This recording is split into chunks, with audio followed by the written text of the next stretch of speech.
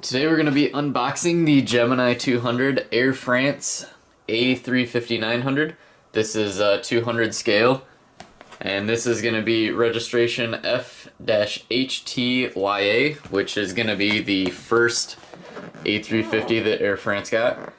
So here's what the box looks like. We'll go ahead and open it up.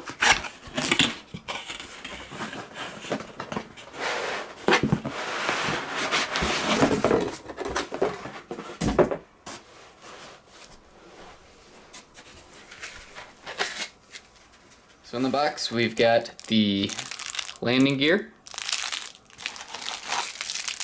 and then the little blanking plates for if you were to not install the landing gear.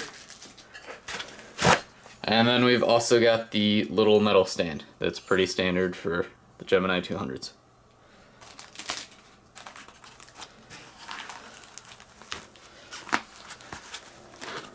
And then of course we have the airplane itself.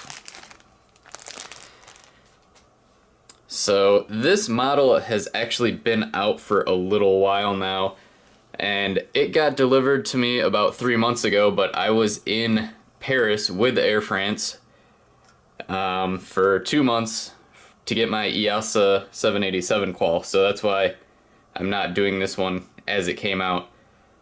But yeah, here's the 350. You can see the side slip indicators and all the probes on the nose. If you don't know, I absolutely love the A350, and I've been doing an Aircraft Explained series, and it's been the topic of quite a lot of videos. So if you want to learn more about all the sensors on the nose, there's a video about that. There's also a video about the winglets and why they're different sizes, which is part of the performance improvement package, which all of Air France's planes are going to come standard with because they were produced after it came out. So these actually do have the larger winglets. They're about a foot or a foot and a half bigger. Again, there's a video on that too.